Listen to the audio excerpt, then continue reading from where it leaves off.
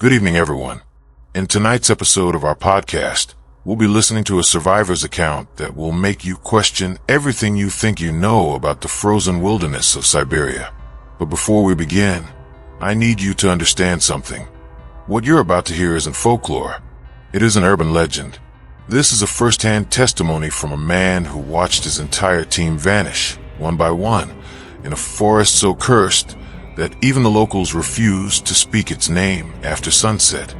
Deep in the Verkhoyansk Range, where temperatures drop to -50 degrees and the taiga stretches endlessly in all directions, there are places where people go missing and are never found. Not their bodies, not their equipment, nothing. The Russian authorities call it exposure. They call it snowstorms. They call it wilderness accidents. But the few who've made out alive, they tell a very different story. Tonight, you'll hear from Viktor Sokolov, a geologist, a man of science, someone who spent 15 years working in the most remote corners of Russia without fear, until 9 days in the winter of 2019 changed everything. His team went in with 6 people, only came back, and what hunted them in those woods is still out there.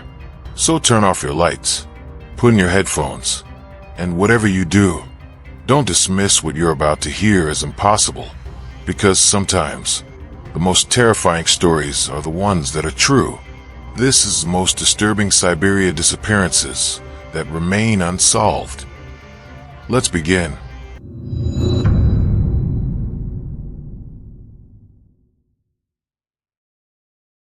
There are places in this world where people go missing, and no one ever finds out why. Places so remote, so hostile, that when someone vanishes, it's almost expected. Siberia is one of those places. And what I'm about to tell you happened in the winter of 2019, in a region so isolated that even the locals won't venture there after dark. My name is Viktor Sokolov, and I was part of a geological survey team sent to document mineral deposits near the Verkhoyansk Range. We were supposed to be there for 3 weeks. We barely made it out after 9 days, and to this day, I still don't know what we encountered in those woods. I need you to understand something before I continue. I'm not someone who believes in ghost stories or superstitions. I have a degree in geology from Moscow State University. I've worked in remote locations across Russia for 15 years. I've dealt with bears, wolves, extreme weather, equipment failures.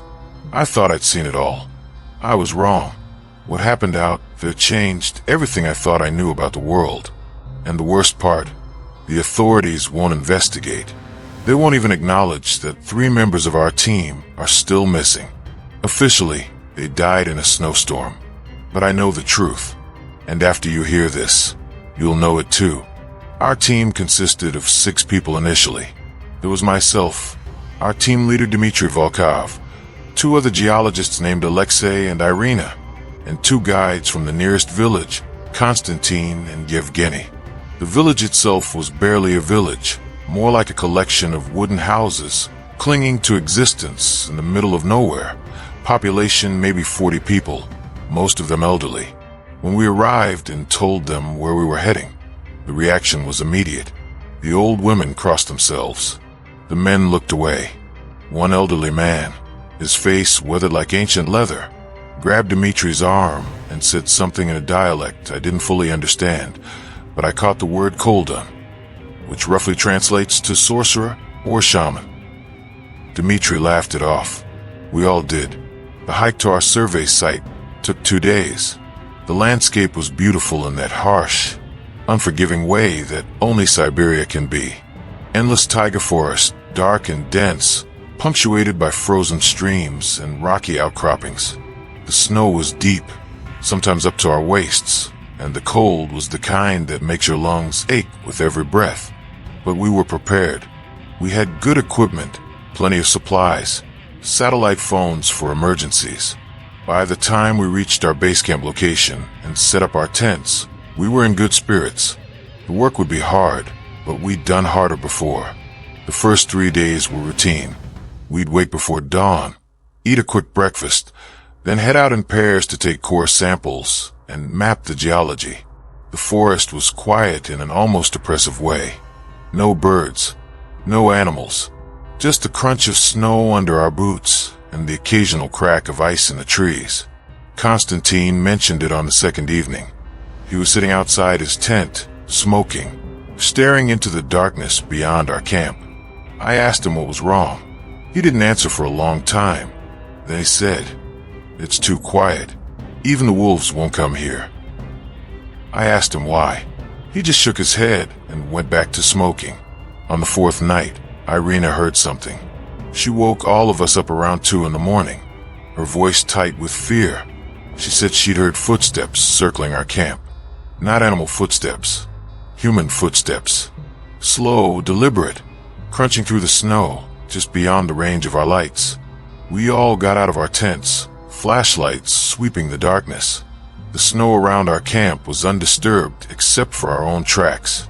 No footprints. Nothing. Dmitri told her she'd been dreaming, that the isolation was getting to her. I saw the look on Constantine's face. He believed her, and that scared me more than I wanted to admit. The next day, Alexei found something strange. We were working about 1 kilometer from camp, taking samples near a small frozen creek, when he called us over.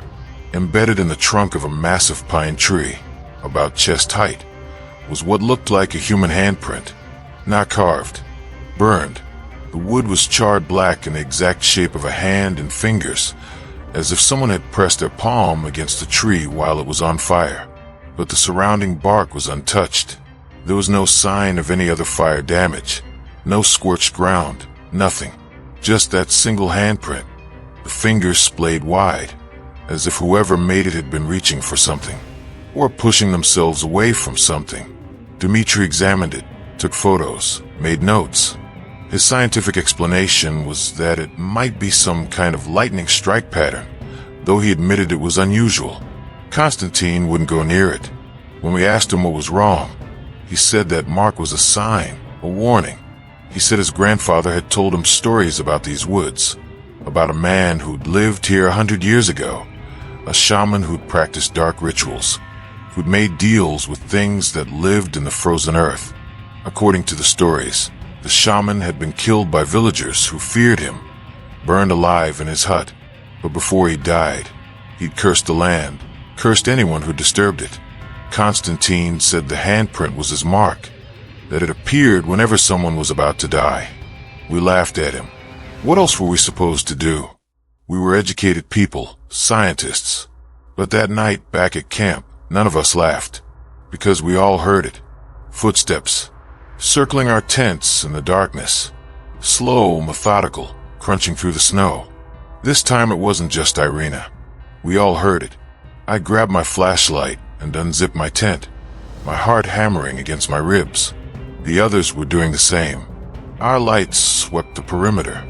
Nothing, just empty snow and dark trees. But the footsteps continued. We could hear them, clear as anything, moving around us in a wide circle. It sounded like someone walking barefoot through the snow.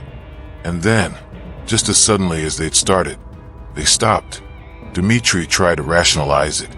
He said it might be ice shifting, trees cracking in the cold, some acoustic trick of the landscape. But his voice was shaking. We all went back to our tents, but I don't think any of us slept. I know I didn't. I lay there in my sleeping bag, listening, every sense on high alert. And I heard something else. Breathing. Slow, heavy breathing, coming from just outside my tent, so close I could have reached through the fabric and touched whoever was making that sound. My blood turned to ice. I didn't move. I didn't make a sound. I just lay there, frozen with terror, listening to something breathe inches from my head. It went on for what felt like hours. And then, with the first light of dawn, it stopped. I told the others at breakfast. They'd heard it too. All of us. That slow, deliberate breathing just outside our tents. Constantine said we needed to leave immediately. He said the shaman spirit was warning us, that we disturbed something we shouldn't have. Dmitri refused. He said we had a job to do, that we'd been contracted for 3 weeks of survey work, and we were going to run away because of some weird noises and local superstitions. He said if anyone wanted to leave, they could, but he was staying.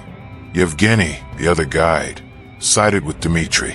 He said Konstantin was being an old woman, that there was probably a bear or a wolf nearby. Nothing more.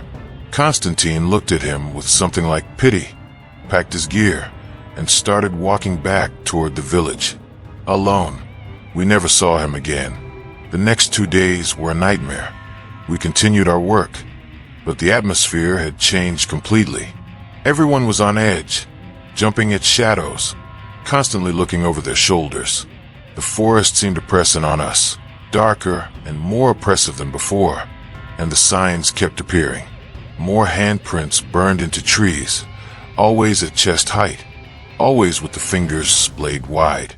We found them everywhere we worked. It was as if they were following us, marking our path. Dmitri stopped trying to explain them.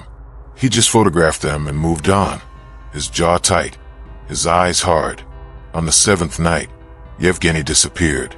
He'd gone out to relieve himself around midnight. He never came back. We searched for him as soon as we realized he was gone, our flashlights cutting through the darkness, calling his name. We found his tracks leading away from camp into the forest, and then they just stopped. Not like he'd been picked up or dragged away. The tracks just ended in the middle of a small clearing, as if he'd simply ceased to exist mid-step. The snow around the final footprint was disturbed, marked with strange patterns that looked almost like symbols. And in the center of the clearing was another one of those burned handprints, this one pressed into the snow itself. The ice beneath it melted and refrozen in the shape of a palm and fingers. Dmitri tried to use the satellite phone to call for help. It didn't work. He tried both phones, checked the batteries, the antennas, everything. They were functional. They just wouldn't connect. It was as if something was blocking the signal. That's when Alexei suggested we leave immediately. Forget the equipment, forget the survey. Just get out while we still could. Dmitri agreed. We started packing up camp as fast as we could, our hands shaking, our breath coming in short gasps. I remember thinking that we should have listened to Konstantin, that we should have left when we had the chance. But it was too late now. Whatever was out here with us, it wasn't going to let us leave that easily. We started hiking back toward the village at first light. We moved fast, pushing ourselves, trying to cover as much ground as possible before dark. But the forest seemed different. The paths we'd used on the way and had changed. Trees that I was certain hadn't been there before now blocked our way. Landmarks had shifted. It was as if the taiga itself was rearranging, deliberately confusing us, keeping us trapped. By nightfall, we'd made maybe half the progress we should have. We set up a quick camp, no tents, just sleeping bags around a fire. We took turns keeping watch. I had the second shift, from midnight to 2. That's when I saw it. I was sitting by the fire, feeding it small branches, when I heard footsteps approaching from the darkness. My first thought was that Yevgeny had somehow found us, that he was coming back. I stood up, grabbed my flashlight, pointed it toward the sound, and I froze. Standing just at the edge of the firelight, barely visible, was a figure. It looked like a man, but wrong. Horribly wrong. Its proportions were off. The limbs too long, the body too thin. Its skin, what I could see of it, was blackened and cracked, like charred wood. And its eyes, God, its eyes, they glowed with a dim, reddish light, like embers buried in ash. It didn't move. It just stood there watching me. I couldn't breathe. I couldn't think. I just stood there, my flashlight shaking in my hand, staring at this thing that shouldn't exist. And then it spoke. Not in Russian, not in any language I recognized, but I understood it somehow, the meaning bypassing my ears and going straight into my mind. It said, "You should not have come here. This land is mine, and now so are you." I screamed. I couldn't help it. The others woke up instantly, scrambling for their flashlights, but when they looked where I was pointing, there was nothing there, just empty forest. Irina asked me what I'd seen. I told them. They looked at me like I'd lost my mind. Maybe I had. Maybe I was hallucinating from stress and fear and exhaustion. But I knew what I'd seen. That thing had been real, and it was hunting us. We didn't sleep after that. We sat around the fire until dawn, huddled together, jumping at every sound. When the sun finally rose, we started moving again, but we were lost, completely lost. Nothing looked familiar anymore. The compass was spinning uselessly. Our GPS units showed us in impossible locations, sometimes placing us hundreds of kilometers from where we should have been. Dmitri was starting to fall apart. He kept muttering to himself, checking and rechecking the equipment, refusing to accept that something beyond his understanding was happening. That afternoon, we found Konstantin, or what was left of him. He was hanging from a tree, about 3 meters off the ground, his body frozen solid. But there was no rope, no marks of climbing. He was just suspended there, his arms spread wide, his face locked in an expression of absolute terror. And burned into his chest was a handprint, a large, blackened handprint, fingers splayed, as if something had reached inside him and pulled out his soul. Irina vomited. Alexei started crying. Dmitri just stood there, staring up at the body, all his rationality finally crumbling. We ran. There was nothing else to do. We just ran blindly through the forest, branches tearing at our clothes, snow slowing us down, terror driving us forward. I don't know how long we ran. It might have been hours. It felt like days. And then Alexei fell. One moment he was running beside me. The next he was down in the snow, screaming. I stopped, turned back. He was holding his leg, blood seeping through his pants. He'd stepped into some kind of trap. His ankle caught and twisted at an unnatural angle. Dmitri and I tried to lift him, but he was too heavy, the snow too deep. And then we heard it. Footsteps, coming toward us through the trees, getting closer. Dmitri looked at me. I'll never forget the look in his eyes. Pure animal terror. He said, "I'm sorry." And then he ran. Just left us there. Left Alexei bleeding in the snow and me standing there in shock. I called after him, but he didn't stop. He just vanished into the trees. And the footsteps got closer. I looked down at Alexei.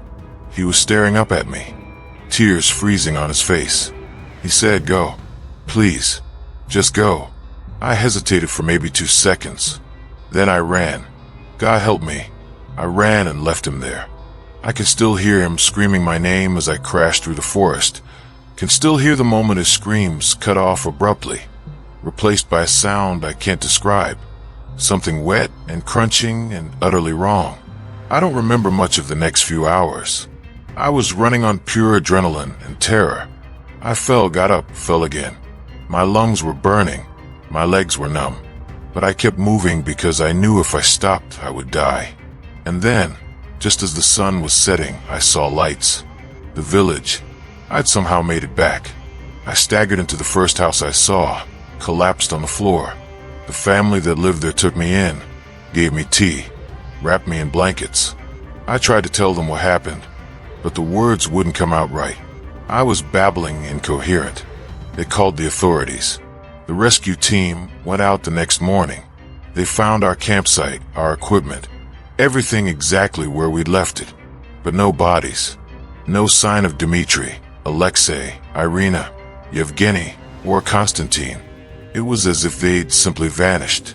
The official report said they'd gotten separated in a snowstorm, probably died of exposure. Their bodies would be recovered when the snow melted. But I know better. I know what took them. I know what's still out there. The worst part, a week after I got back to Moscow, I received a package. No return address. Inside was a photograph. It showed our campsite, taken from the tree lane, looking in. You could see our tents, see us moving around. But there, at the edge of the frame, barely visible in the shadows, was that figure, that burned, elongated thing with ember eyes. And in the corner of the photo, written in what looked like charcoal, were words in Old Russian. "You left. The others stayed with me. But I have not forgotten you. I moved to St. Petersburg after that. Changed my name. Stopped doing field work.